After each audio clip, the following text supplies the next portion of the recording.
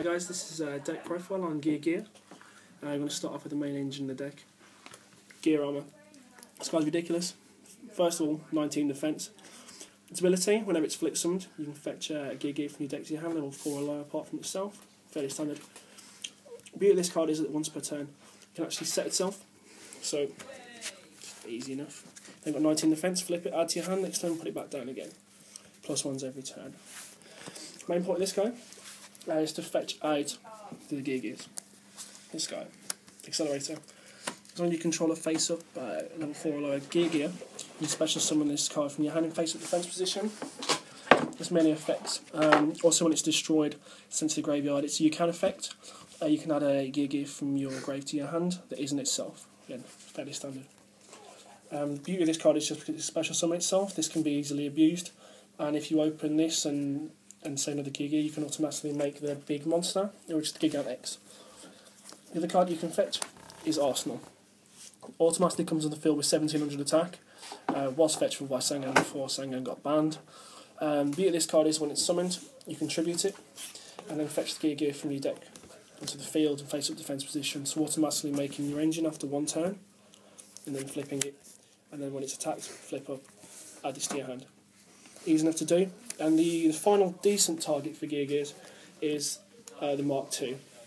Essentially, when it's normal summoned, you can special summon a Geariagia from your hand or graveyard, level 4 or lower. There's a couple of things you can do with it. It's more abusable with other cards. If you have another one, it can be abused. But it can also be returned from the graveyard by their main guy, which is Gigant X. When I originally purchased this card, it was about £35. So you make it with 2 level 4s, so the fastest way of doing it, when this is flipped, fetch the Accelerator, special summon it, stack them over, and then make your creature. Once per turn, attach a material, and you can add any machine, that's key point there, machine level 4 or lower, from your deck to your hand. Okay, and one of the fastest ways, and one of my main ways you can abuse it, is you can fetch GNX Allied Birdman, or another build that runs the Machina version. My personal version is the Karukuri version. The Machina version fetches Gear Frame, which then when it's summoned allows you to fetch Fortress, and so on. When this is destroyed, you can then fetch this back. It's a fairly inconsistent method of getting this off, because you'll never probably only use it once. Only run one of these anyway.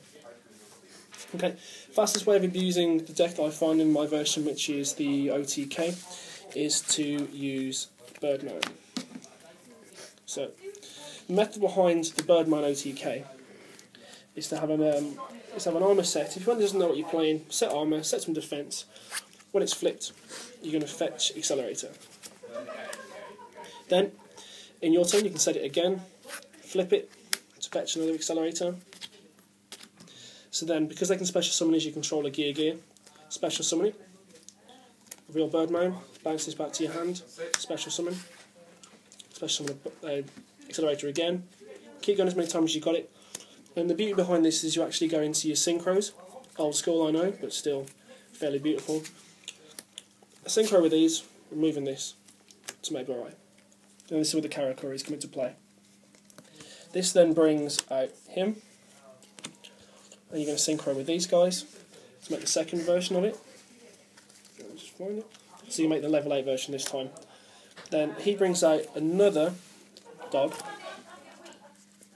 It's beautiful. I'll get to his effect in a second when I actually do that part of the OTK. Then you synchro them again to make the second version of it. And then use the last Karakuri. You only actually run 3 in the deck, is this guy. So to avoid it having to attack, as all the Karakuris have to do, you can summon it attack position and turn it to defence. Because this has been turned to defence, these guys' effect activates. Once per turn when a face-up Karakuri's battle position is changed, you can draw a card. So you've automatically gone from having an armour and a GNX Allied Birdman to making 4 monsters and drawing 2 cards. So you eventually made the cards back in the field and had 4 monsters. That's essentially the OTK from this. And the beauty of Borai, changing the battle position of any monster on the field, is that you can actually turn Gear Armour to attack position. So once per turn you can set it, then use this to flip it and add to your hand. That's the main version, but one of the ways, if you're fearful of Mirror Force, you can, before you get to the second point here, is just go straight into Stardust, just makes your life easier. Then at that point, we're talking what, that's 54 damage. That's 79 damage off the bat already. It's pretty good. That's essentially the method behind it. They have recently released some additional support for it in Hidden Arsenal 7. Yes, it's about time. Which is the Iron Core card. As long as you control a face-up machine, there it is. Secret card is beautiful. You control a face-up machine, target one level 4 or lower from your graveyard or machine, especially something destroyed during the end phase. The whole main point of this is you're going to start abusing cards, Gear Armour and Accelerator, and also you can then abuse Saizan. So if you control a Gear Armour or any of the level 4 Karakuris, you can Gear Gears, or in fact any of these, you can then just fetch the other one and you can Synchro or Xyz like Stardust. Essentially the main point of it, it's got a decent set of toolboxing for its extra deck, giving you Utopia, Beast Dweller. It needs a bit of support sometimes just to hit over cards so you can run a Gem like Pearl, Geariagia Cowboy. Sometimes this card can be your enemy, but also sometimes be your friend. Putting that with machines out in the field sometimes has its disadvantages. And one of the favourite plays sometimes, if you've got a tricky situation, you can also make a Scrap Dragon.